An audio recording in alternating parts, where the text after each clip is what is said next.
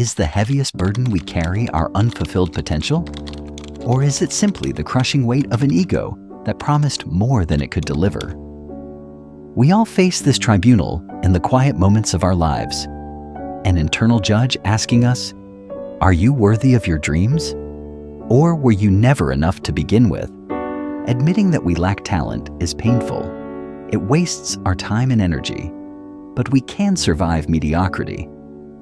What we cannot survive is the knowledge that we had the potential, but we let it rot out of fear. That is a haunting that never ends, because it is impossible to forgive the sins we commit against our own future. To understand this tragedy, we must look at a masterpiece of Turkish cinema, Uzak, meaning distant, by Nuri Bilge Ceylan, a film that dissects the anatomy of a wasted life through two lonely souls, the dreamer and the cynic. The story revolves around Mahmut and Yusuf. Mahmut is a photographer living in Istanbul. He is solitary, divorced, and seemingly successful. But look closer, and you see a man who has resigned from life. He once dreamed of making art films like Tarkovsky. Now, he shoots commercial photos of ceramic tiles just to pay the bills. Then there is Yusuf, Mahmut's distant relative from the village. He crashes into Mahmut's silent life with a naive ambition. He wants to find a job on a ship, earn dollars, and travel the world. Yusuf represents the dreamer archetype.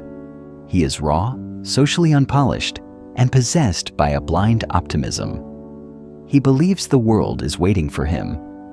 Mahmut, on the other hand, is the cynic. He represents the future Yusuf fears, a man who had dreams, compromised them for comfort, and is now left with nothing but a cold intellectual arrogance. Çünkü paranın artık mutlu etmediğinin farkındasın. Yok. Sen şu masada geçmişini arıyorsun. Ne dersen de bana. Ya ruh gibi konuşuyorsun lan. Ruh gibi konuşuyorum. Sen de bunun farkındasın. Beyaz Su Vadisi'nin tek bir kare fotoğrafını daha iyi açıdan çekebilmek için Reşko Tepesi'ne tırmandığımız günleri ne çabuk unuttun. Bize derdin ki ben sınavaya geçip Tarkovski gibi filmler yapacağım. O zaman niye kendini saklıyorsun ki bugünün içine Oğlum niye bitti saklıyorsun? fotoğraf. Hiçbir şey kalmadı. bitmedi. Bittiği sen kabul Dağlar ediyorsun. da bitti. İnsanlar kendileriyle yaşar, kendileriyle ölür. Sen ölümünü çok erkenden ilan ettin abi. Loneliness in this story is not just about being alone. It is about the inability to perceive reality correctly. Take Yusuf. His loneliness manifests as a desperate projection.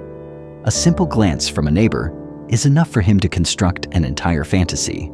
In his mind, she dressed up for him. She wants him to follow her. When he realizes she has a boyfriend, his world collapses. Not because he loved her, but because the mirror he was looking into suddenly broke. But Mahmut's loneliness is far more complex. He doesn't suffer from naivety. He suffers from guilt. There is a defining moment where Mahmut tries to watch a Tarkovsky film, symbolizing the artist he wanted to be. But as soon as his guest falls asleep, he switches the channel to pornography. As the director Nuri Bilge Ceylan explains, there is not a long distance between Tarkovsky and porn. Both stem from a need. The man cannot connect with his lost ideals, so he chooses the easiest escape. This guilt turns into aggression. Mahmut begins to hate Yusuf. Why? Because Yusuf is a messy, naive reminder of Mahmut's own roots. He humiliates Yusuf for wanting a simple watchman job, asking, "Do you have the skills for that?" Senin ne vasfın var ki alsınlar işe? Hadi girdin, ne yapacaksın o zaman? Ne iş yapacaksın? Fasulye mi dikeceksin? Kamaratlık mı yapacaksın?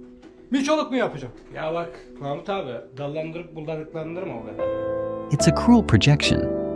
Mahmut is actually asking himself, did I have the skills to be a director? Or was I a fraud all along? The cruelty peaks with the incident of the lost watch.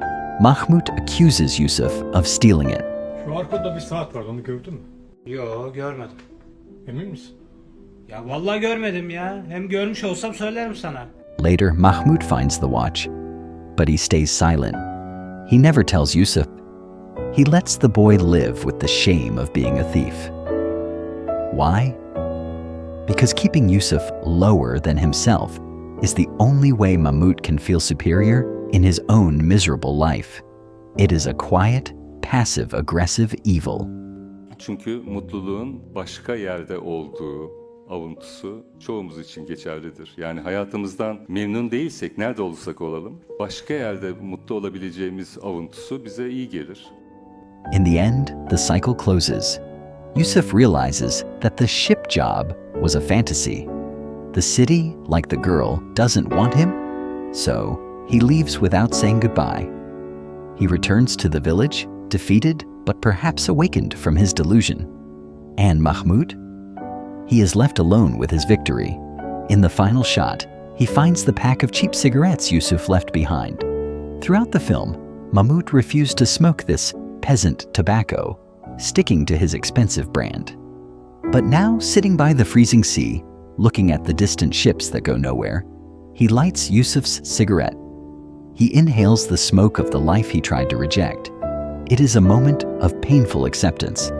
The distance between the intellectual and the peasant, the dreamer and the realist, was never that far. We all look at the distance, waiting for a ship that might never come. But the tragedy isn't that the ship doesn't arrive. The tragedy is that we stay on the shore, paralyzed by the fear of boarding it.